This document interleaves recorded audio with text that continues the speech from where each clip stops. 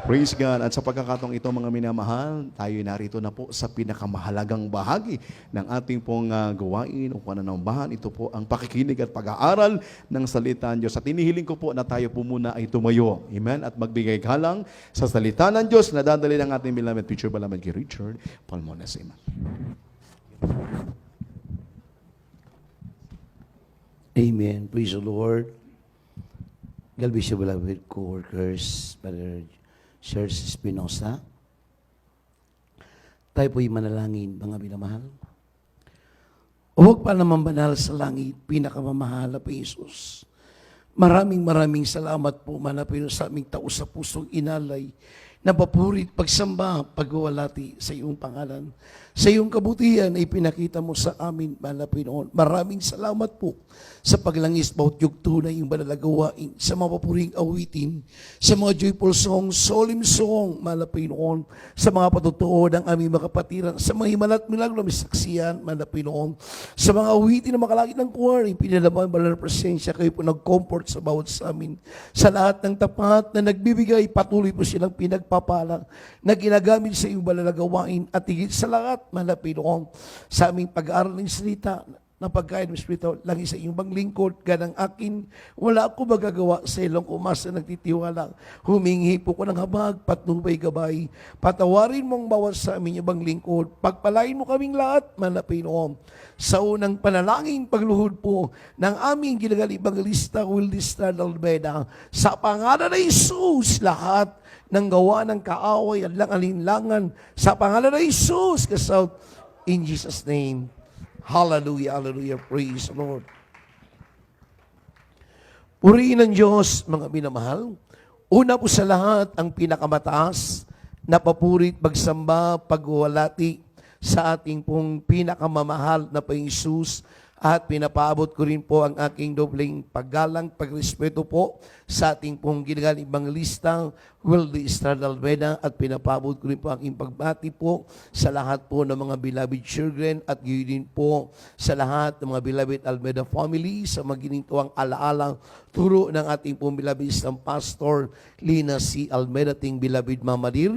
Magandang hapon po sa lahat ng inibig minamahal natin makapatiran, sa lahat po ng mga baguhan, sa mga datihan, at gayon din po sa lahat natin mga kapatiran, maging sa lahat ng mga kababayan sa live webcast.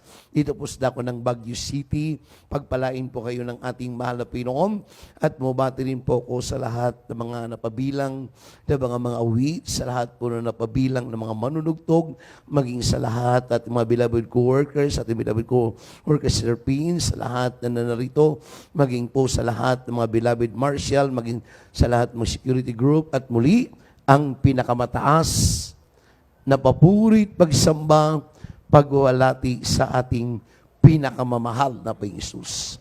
Everybody say, praise the Lord. Praise the Lord. Purihin ng Diyos, mga minamahal. Napakaganda nating sounds. Amen? Glory to God lang sa ating technician. Ay kahapon talagang sakal na sakal yung aking boses sa dako ng San Jose Nubaysia. Senyas ako lang senyas, pero hindi nakukuha yung aking gusto sa aking maganda ang sound sa crowd, pero pagdating sa pulpito, payat at sakal. Amen.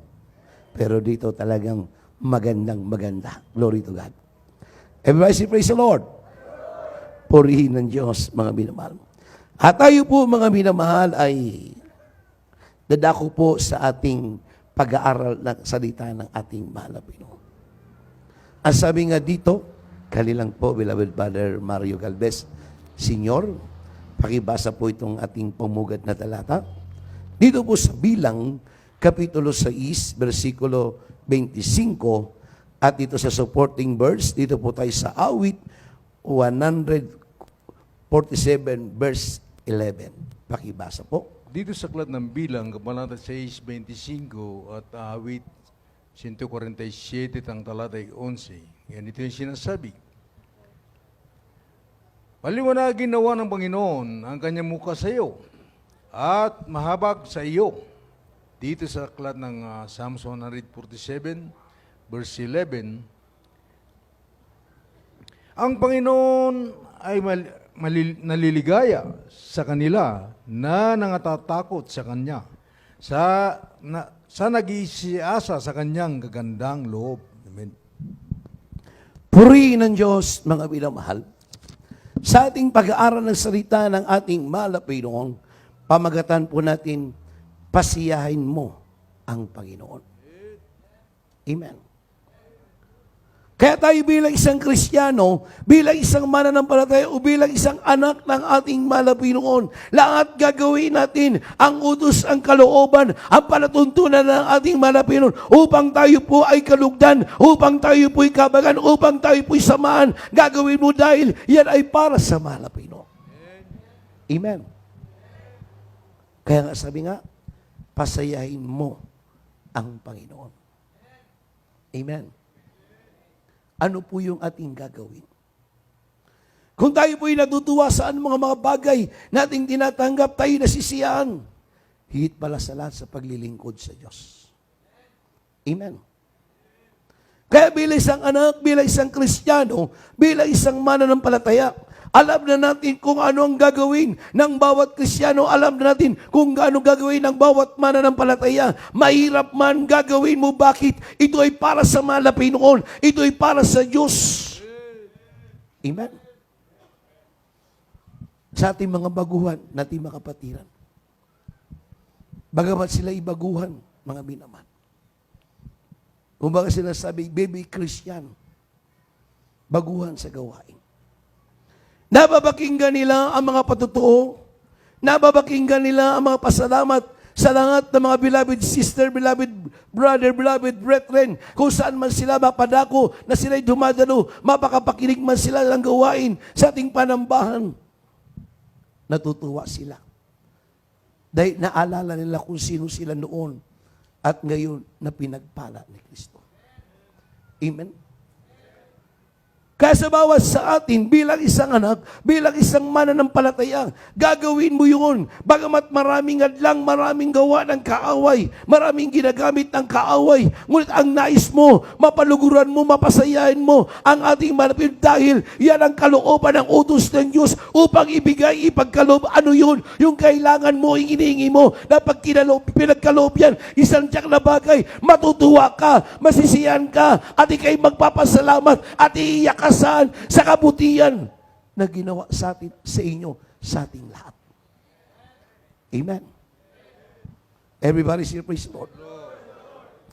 Ulitin ko ang basa, mga minaman. Sabi dito sa Bilang, talatang 6:25, paliwanagin nawa ng Panginoon ang kanyang muka sa iyo at mahabag sa iyo. Kung natutuwa tayo sa ating mga anak na gumagawa ng mabuti, lalo na doon, hindi na kailangan i-memorize, hindi na kailangan ulit-ulitin.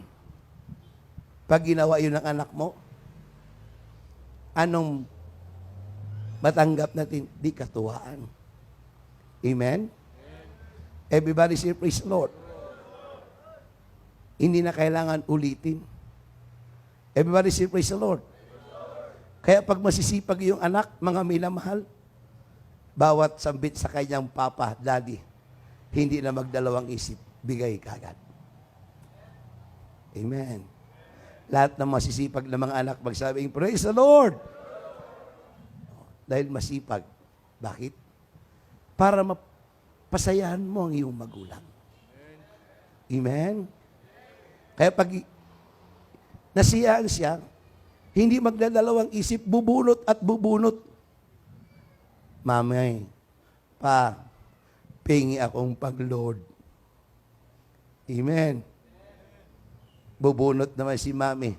O sige ito, pang thesis mo. Dahil meron kang subject bukas o meron kang exam. Amen? Pagdating ni Daddy, mga minamahal, nandoon, nag-aaral. Natuwa, mga minamahal, nasiyahan. After mag-exam, after mag-review, mga minamahal, dumating ang exam. Dala-dala yung class card. Mami, ito na po, Daddy. Perfect answer. Amen. But si praise the Lord. Natuwa ang lolo. Sabi niya, yan ang apo ko. Mana sa lolo, mana sa lola. Amen. Tinadinig na kayang papa niya, anak, ano ba ang gusto mo? Kahit ano lang po, basta meron. Amen. Ganon bagay tayo natutuwa, ganon bagay tayo nasisiyan, mga binabat. Pero higit pala sa lahat, bilang isang anak, bilang isang Kristiyano, bilang isang mananampalataya, yung gagawin mo sa banal na gawain ng Diyos, bagamat mahirap, maraming hadlang, maraming ginagamit ng kaaway, ngunit hindi ka tumitingin doon sa mga bagay na yun, na ititingnan mo, mapaluguran mo, maganap mo ang kalooban ng utos ng Diyos upang igawan, ibigay, ano po yun? Yung kahilingan mo na matagal mo nang iningi, matagal mo nang minimiti, hindi ka nang himagod, hindi ka nagsawa, dahil alam natin, ang Diyos nating sinasamba ay buhay at mga pangyarihan noon hanggang ngayon. Kaya tayo naririto, naglilingkod, nagpapatuloy. Dahil alam natin, kasama natin ang Diyos. Alam natin, buhay ang ating mahal. At higit sa lahat, nariyan ang backup prayer ng ating ginagal, minamahal na pastor. Daily and night, lagi tayo sinusumamo. Ang panalangin ng propeta ng Diyos ay nakapreserve. Nandyan lahat ang mga prayer ng mga beloved children. Nandyan ang mga prayer ng mga beloved mister at gayon mga grandchildren. Kaya araw at gabi, tayo po'y idinadalangin sa harapan at paningin ng Diyos. Ang sabi nga dito sa supporting verse, 147 verse 11, sabi nga dito sa ating banal na kasulatan, ang Panginoon ay naliligaya sa kanila, natatakot sa Kanya, at nagsisiasa sa Kanyang kagandahang loob. Naliligayahan, natutuwa. Dahil pag natuwa ang malapay doon, yung hiling mo, yung minimiti mo, yung matagal mo nang inihingi, ibibigay at igagawad yan ng Diyos. Dahil tayo ay hindi nagsawa, hindi tayo nang himagod, hindi tayo napagod, mga minamahal. Anong sabi nga doon sa aklat ni Samuel, mga minamahal? 1:15-22. Anong sabi ni Samuel? Natutuwa kaya ang Panginoon sa aking handog. Nagtanong siya,